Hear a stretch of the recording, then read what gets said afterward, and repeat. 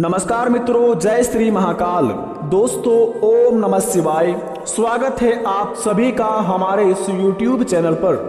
तो मित्रों, आज का यह ज्योतिष कार्यक्रम तुला राशि वालों के लिए है, जो कि बेटा बंद किस्मत का ताला खोलेंगे, बनेंगे सारे बिगड़े काम।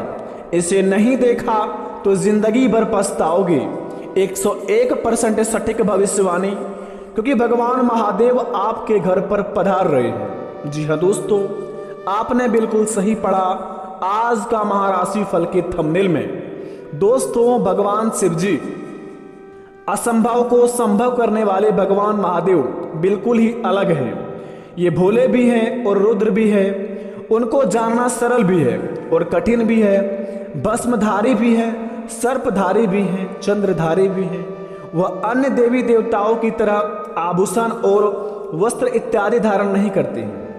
शास्त्रों में भोलेनाथ के 5 खास रहस्य के बारे में बताया गया है, जो शायद ही आप उनके बारे में जानते होंगे। जिन्हें दोस्तों, अगर आपके महाराशि पर पड़ जाए ये 5 तत्वों के बारे में, अगर ये 5 चमत्कारी संदेश अगर आपके महाराशि पर पड़ जाए, तो समझ जाइए कि आपका भाग्य उदय हो जाएगा। बंद किस्मत का ताला खुल जाएंगे, सारे बिगड़े से बिगड़े काम बन जाएंगे। क्योंकि दोस्तों, असंभव को संभव करने वाले भगवान महादेव ही हैं। काल को भी हरने वाले भोलेनाथ ही हैं। दुनिया में सभी की मनोकामना को पूरा करने वाले भगवान महादेव ही हैं। इसलिए उन्हें सभी लोग हर हर महादेव कहते हैं। सभी को दुखों को सर्वनाश करते हैं भगवान भोलेनाथ जी, और जिंदगी में नई जिंदगी का शुरुआत भी कराते हैं। तो मित्रों, भगवान महादेव जी के 5 रहस्य के बारे में जानेंगे आज के महाराशि फल के द्वारा, जिन्हें जानकर दोस्तों आपके पैरों तले जमीन खिसकने वाली है, और शायद ही इन्हें आप जानते होंगे।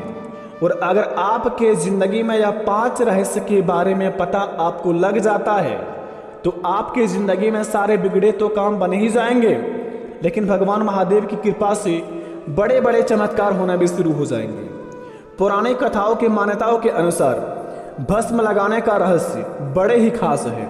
इस बात को जरा ध्यान देंगे आप।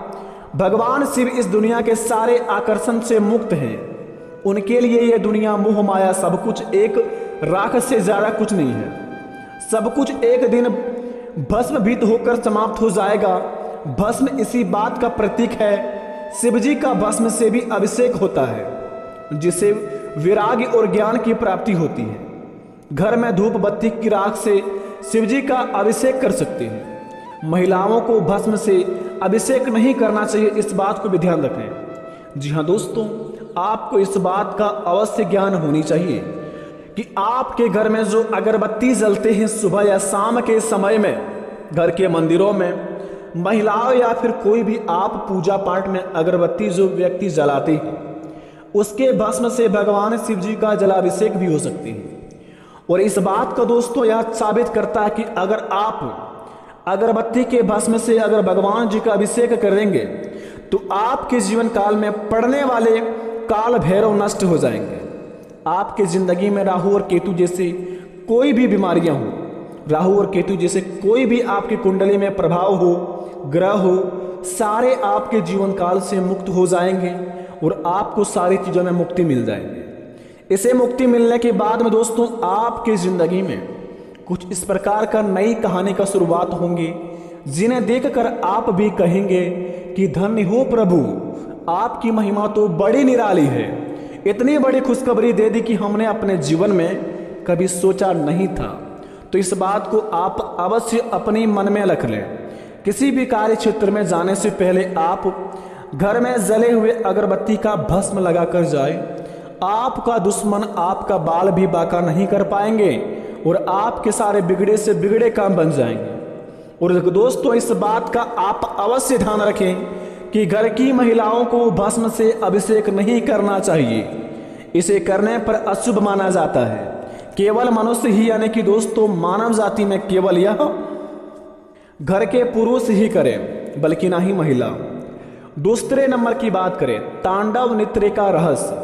शिव जी का तांडव नृत्य प्रसिद्ध है। शिव जी के तांडव के 2 रूप स्वरूप है।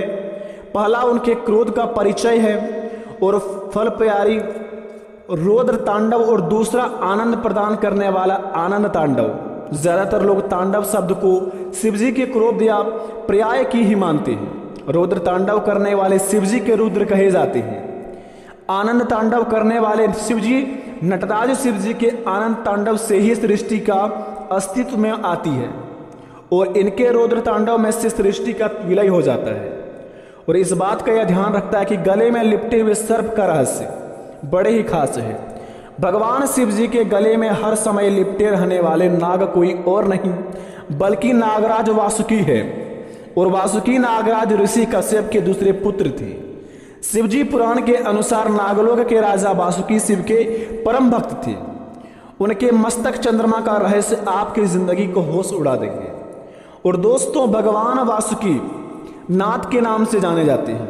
भगवान महादेव जी के गले में जो सर्प है वो वासुकी के नाम से पहले जाने जाते थे, लेकिन अब जो उनकी पूजा आराधना होती है वासुकी नाथ के नाम से पूजा आराधना शुरुआत होती है। तो इस बात को आपके जीवन काल में यह पौराणिक कथाओं के अनुसार बतलाता है कि आप अगर कभी भी भगवान महादेव यानी कि बैद्यनाथ जी के ज्योतिर्लिंग दर्शन करने आते हैं तो आप भगवान वासुकी नाथ के मंदिर भी अवश्य जाएं, क्योंकि दोस्तों आपको इतना ही फल मिलेगा जितना आप भगवान बैद्यनाथ धाम आकर अपने जीवन पर जल चढ़वाते हैं, अपने जिंदगी में जल अर्पित करते हैं भगवान बैद्यनाथ धाम के मंदिर में आकर। अगर आप भगवान बैद्यनाथ धाम के बाद अगर आप वासुकीनाथ धाम नहीं जाते हैं तो आपकी जिंदगी में कोई भी काम पुण्य नहीं होती। तो इस बात को भी आप अवश्य ध्यान रखें। भगवान महादेव जी के बैद्यनाथ वासुकीनाथ भी अवश्य जाएं। ऐसे जाने पर आपके जीवन के सारे कष्ट हर जाते हैं। भगवान महादेव आपको यहाँ सर जो आदेश देते हैं वो भगवान वासुकीनाथ आपके कर्मों का फल गिनती करके आपको उनके अनुसार आशीर्वाद देते हैं। तीसरे नंबर की बात, मस्तक पर चंद्रमा का रहस्य। एक बार महाराजा दक्ष ने चंद्रमा को क्षय रोग से ग्रसित होने का श्राप दिया। इससे बचने के लिए चंद्रमा ने भगवान शिव जी की पूजा की। भोलेनाथ चंद्रमा के भक्ति प्रभाव से प्रसन्न हुए और उनके प्राणों की रक्षा के साथ ही चंद्रमा को अपने सिर पर धारण किया।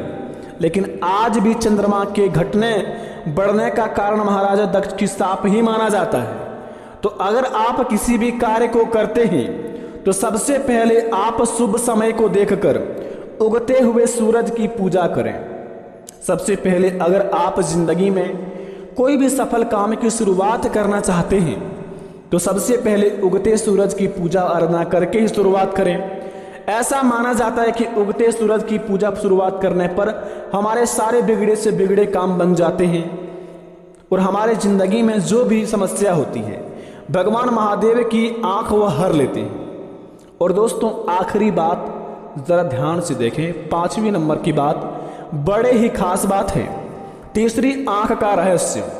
एक बार हिमालय पर भगवान शिव जी सभा कर रहे थे जिसमें सभी देवी देवता, ऋषि मुनि और ज्ञानी जीवन शामिल थे। तभी सभा में माता पार्वती आई और उन्होंने अपने दोनों हाथों से भगवान शिव जी की दोनों आंखों को ढक दिया। माता पार्वती ने जैसे ही भगवान शिव जी की आंखों को ढका सारे संसार में अंधेरा छा गया। इसके बाद धरती पर मौजूद सभी जीव जंतु में खलबली मच गई। संसार की ये दशा देखकर भगवान शिव जी से देखी नहीं गई। उन्होंने अपने माथा पर एक ज्योतिज पुंज प्रकट किया जो भगवान शिव जी की तीसरी आंख से जानी जाती है। और कहा जाता है कि जब हमारे जिंदगी में कोई भी भगवान के प्रति हम बुरा सोचते हैं, जैसे कि सो दोस्तों भगवान महादेव कहते हैं कि मनुष्य जाति में बुद्धि तो सबके पास होते हैं, मनुष्य चालाकी करता है या फिर ईमानदारी वो मनुष्य ही नहीं जानती, बल्कि हम सभी कर्मों के हिसाब रखते हैं। इसलिए भगवान को दोस्तों देवों के देव महादेव के नाम से जाने जाते हैं। तो अपने जीवन में आप जो भी कर्म करते हैं वो भले ही आप छल कपट से करके आगे बढ़ जाते हैं और आपके विरोधी को पता नहीं चलता है, या फिर आप किसी के पेट में लात मारकर आगे निकल जाते हैं, भले सामने वाले इंसान को पता नहीं चलता है, लेकिन कर्म में आपका लिखा जाता है। इसलिए दोस्तों कहते हैं भगवान भोलेनाथ जी कि जो प्रेम की नैया से अपने काम को शुरुआत करेगा उनका जिंदगी में कभी भी उस काम से कोई बाधा नहीं आएगा और उस काम से वह इतना लाभ कमाएगा कि जीवन भर कभी भी वो अपने जिंदगी में कष्ट नहीं पाएगा। तो शुरुआत कीजिए अपने कामों को और अपने जीवन में कभी भी दोस्तों दूसरों को तकलीफ मत दीजिए। जितना हो सके मुस्कुराते हुए सभी के जीवन में प्रवेश कीजिए, सभी के आंखों में खुशी भरिए, सभी के चेहरे में स्माइल भरिए। आपका जिंदगी में भगवान भोलेनाथ जी स्वयं प्रकट होके आपके सारे बिगड़े काम बना देंगे। अब रही बात भगवान महादेव जी आपके घर कैसे आएंगे, वो दोस्तों नंदी महाराज के रूप में आपके घर में प्रवेश करेंगे कल के दिन से आपके जीवन काल में। अगर अगले 15 दिन के अंदर नंदी महाराज आपके द्वार पर आए, समझ लीजिए कि भगवान महादेव जी प्रकट हो गए हैं आपके सारे बिगड़ी बनाने के लिए। तो अपने जिंदगी में आप सारे कामों को अपने दिल से अंजाम दीजिए, आपके सारे काम पूरे होंगे। लेकिन अपने कामों को आप सही दिल से करते हैं, हमें यह भी पता है, फिर भी काम पूरे नहीं हो पाते हैं। मेरे दोस्त कहते हैं भगवान जी कि एक रेस के घोड़े को देखिएगा कि उसके घोड़े पर घुड़सवार जो बैठा रहता है बड़ी उस घोड़े को पीटता है, इतना पीटता है कि उस घोड़े के मालिक को दोस्तों अपने आप में तरस नहीं आता है। उस घोड़े को समझ नहीं आता कि हमारा मालिक हमें इतना पीट क्यों रहा है।